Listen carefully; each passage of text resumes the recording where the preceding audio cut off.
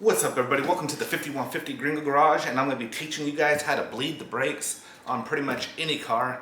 So whether it be disc brakes or drum brakes, a 1925 old Hudson or a 2020 Ford Mustang or whatever, I don't know. It should all be the same process. So we're going to go ahead, we're going to be using this new little blade bleeding kit I got. So this will only apply to anybody who's got like an air compressor and a small wrench to open up your bleeder valve. So I did buy one of those Harbor Freight ones, the one-man bleeder with the pump. I can tell you right now, it's in the trash can outside. Don't recommend it. This is what I'm talking about right here. I'm going to show you a picture. So that's it. I had the worst luck ever with it. So we're going to try this one. I do have an air compressor, so we'll hook it up. But let's first, I'm going to tell you this was $69.99 on Amazon. Link in the description for this thing. It's going to be pretty sweet because you could have this little deal to keep your reservoir full so you're not constantly going back and forth checking it. Doesn't require you to have a second person in the car constantly pumping the brakes, opening and closing the valves, because this is just a one-man thing.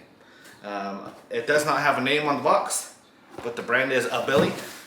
It was rated really high with a lot of reviews, so I went with it. First thing you got is the container that holds the brake fluid, where you hook it's a 1/4 inch little nipple on there for your air hose. It's got a silencer on the front, that nice aluminum piece here. And also it has a blue cap. This blue cap right here opens up, so when your canister is full, you could dump out your used brake fluid. We do have a parts repair thing here. It shows you all the parts, item numbers. We have our reservoir tank. This is like, looks to me like a little hamster feeder, which, you know, this sticks on your brake master cylinder, the reservoir, so this will clamp on, and it's got a little valve to open and close, releasing more brake fluid into the master cylinder. It does have a nice long nylon kind of hose here, which it should be kind of a universal size fit for your bleeder. And it also has a little kit of other adapters. So I got my air hose here. Let's see how it plugs in.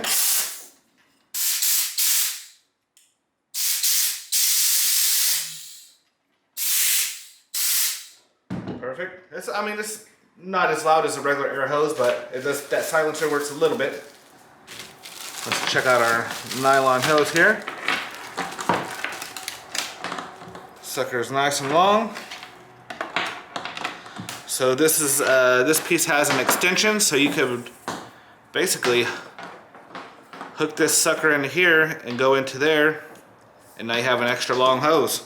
I shouldn't need it, so this will go in here. This is another quick connect. There you go.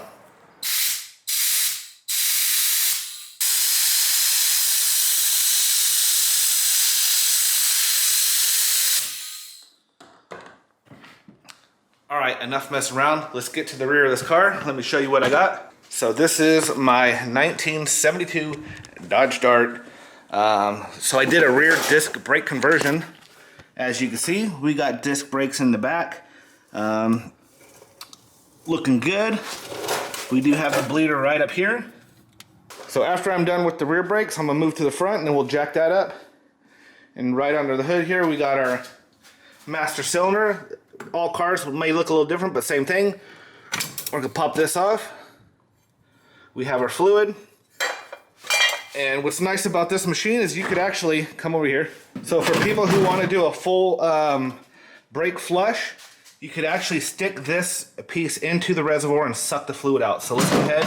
We're going to try that now.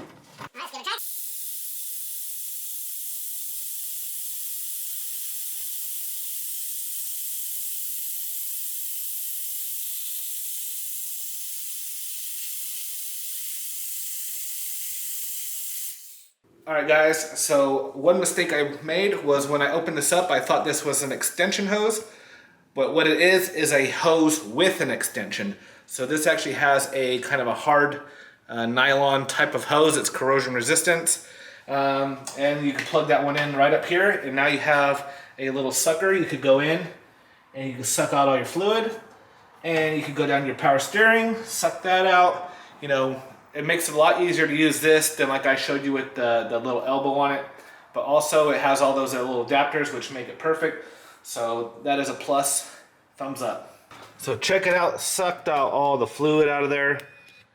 Now I can add fresh fluid and start the brake bleeding process.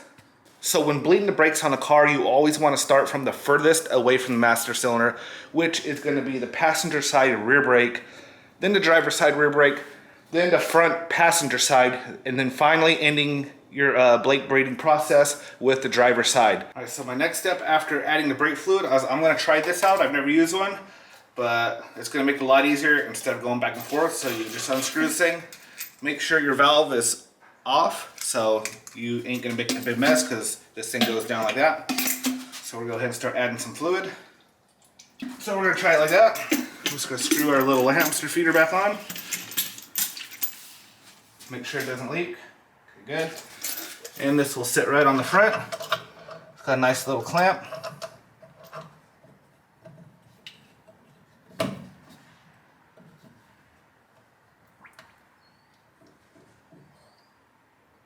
Just like that, and it's working. So now let's go ahead and go to the back of the car. All right, now we're at the rear of the car, so we're gonna find where the bleeder screw is, and mine is right here. There's a little rubber cap on top of it. So we're gonna pop that off and set it here. We're gonna find a wrench that will fit on there. So that one fits. So you can see the bleeder screw right here. Your wrench will go right on top, just like that. All right, so leave the wrench on. We're going to take our end here, and it's going to fit right on top of that nipple, and then we'll go ahead and crack it open.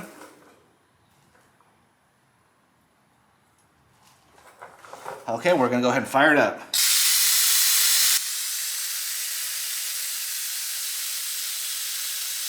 Alright guys, so we got the back right, the back left, now we're moving up to the front right. So as you see on this caliper here, bleeder is right up here. So remember, stick your screwdriver on that fits, crack her on, and fire it up. You